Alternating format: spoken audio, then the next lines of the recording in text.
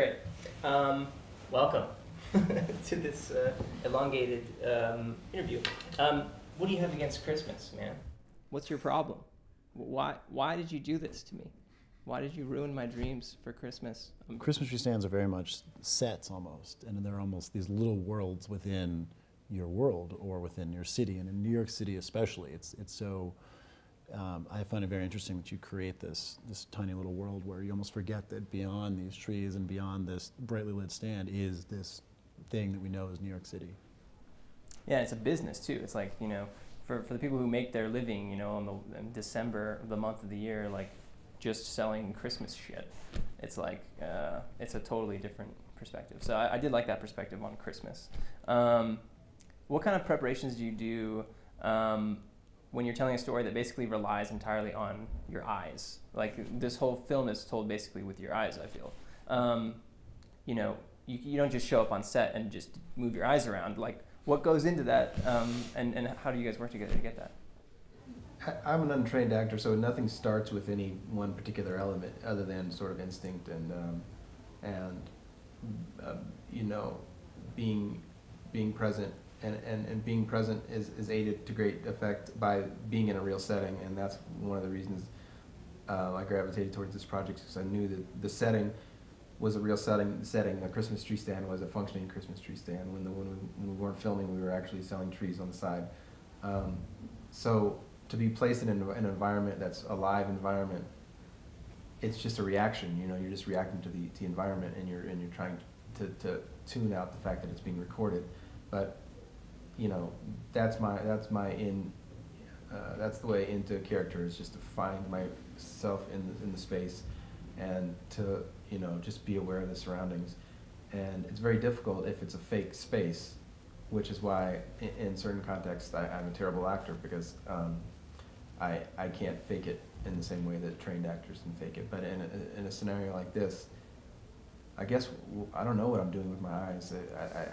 You're the first person that said that, and basically I'm just looking around, and I think it's something as simple as looking around as an actor is like, if you're looking around and you're looking around to the actual space, it feels real. It feels like you're watching a real person, because usually actors aren't given that space to look around and to be living in an environment. I think shooting in order really helped, because it allowed us to kind of just create a trajectory that we wanted Kentucker's character to go down, and then every day was just kind of push it one more level further.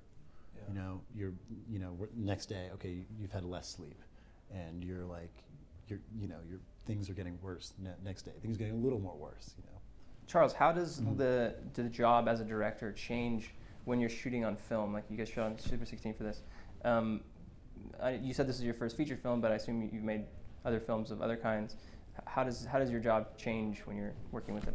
Yeah, I mean, the most obvious answer is we don't have as much, you know, tape, media, you know, film to work with. So we rarely did. I think we probably averaged maybe 3 takes per everything. But I think the biggest effect it had, I mean, Kentucker can talk more about this, but I feel like the actors were very aware of that and did a really good job. Don't waste my fucking film. Yeah, I love shooting on film. In fact, I don't want to shoot on digital anymore, because there's a focus that is just inherent to the process. If you're not if you're not aware that you can do this 20 times, if you know that this can only happen 2 or 3 times, there's a desperation and there's a focus of like, you know, this is my only chance, and so I need that focus. You know, if I don't have that focus, it's just a floundering process of just like, well, it doesn't matter if I do it right this time. Right. Yeah, the absence of limitation is the enemy of art. What we think is one of the biggest things you guys learned about filmmaking doing this picture? I mean, I think in a kind of more emo answer, I think it taught me a lot about myself, and it gave me a lot of confidence as a filmmaker, because it's my first film. And I was petrified about pretty much everything you could be scared about going into making it. But once we started moving, like after the first couple days, I feel like after the day at the pool at the YMCA, I think like everyone kind of felt like we kind of settled into a groove, and everything just went like really well after that. And it felt natural. So I think, yeah, confidence. YMCA. Yeah, Absolutely. Yeah. I mean, that's the ultimate confidence There you machine go. right Once, there. basically, once we shot Kentucker showering, it was just like, I get it. Yeah. Yeah. That's why I always say, do the shower scene first. Sets us off right. Do you have any tips for working with non-actors, sort of mixing actors with non-actors, keeping the balance of performance right throughout an entire film? Non-actors, we had a lot of non-actors who just didn't know their lines, but I don't know how you fix that. That's kind of what you get when you use non-actors, and you tell them to memorize lines. But I consider myself basically a non-actor as well, but so like using myself as an example, you have to kind of build everything around me, or you have to build everything around the non-actor, which is sometimes sometimes makes things interesting, but also it's like it complicates it just as often. I think you really have to have a good casting director especially with non-actors, even more so, because the better actor you are, the more capable you are of pulling a character off. So I think like some of these non-actors, if they, some of the people our casting director Leno had found, like just couldn't have done the lines that were in the script, and vice versa. So yeah, getting the right non-actors, I think, is kind of it. And philosophically, how did you approach this film? Was there like, do you have a set of rules? Were there things you're like, I absolutely do not want to do this, or I want to stay away from this thing, or like, and how much did the project change from the inception of it in your mind to the finished project? I think we were both, Kentucker and I, just because of our backgrounds, we were both kind of hyper aware of exposition in films and in scripts.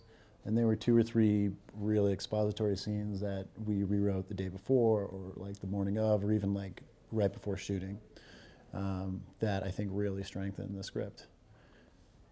Yeah, to me, I think an easy trap to fall into as an inexperienced indie filmmaker is to repeat yourself, and everything needs to be a different scene. Like every scene needs to add something completely new. And if it's not adding something completely new, then my belief is that it doesn't need to be there. And that's the idea of like just the development of the film. It can be very, very minor, small things that change, but like it has to be, an integral thing that's changed.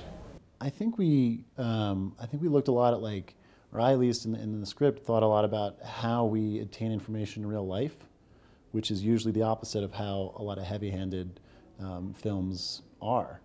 And like you were saying, like, in life you pick up things with conversations with someone like, oh, there's like a little bit of a dark side there or something, and then like you maybe get a little more information on that later. And I thought that that's how this movie should have been, and I feel like that's kind of what we accomplished, at least with his backstory, like always alluding to things, and getting little pieces and kind of using you need to get, if things are handed to audiences, I think it's harder for them to engage when they're rather doing work and kind of saying like, okay, this is interesting. Okay, so maybe this affected this in their life. It's the same thing we do in real life when you meet someone. Yeah, the last thing you want to do is hold an audience hand through the movie. It's a very, for me as a viewer, it's a very alienating thing when I'm being fed the information in very explicit ways. And hey, what am I doing watching it if you're just telling me? It's like I want to come to my own idea of it. That's why not to rant about it, but just like the general TV form, or like a general just form of cheap entertainment is like, for me there's nothing to watch, because it's like it's already there telling you everything. So it's like there's no way to engage, there's no way to find your way into like your perception of what's happening. And to me that's what I look for in cinema and art in general, just a way to respond to it without in my own way. Absolutely.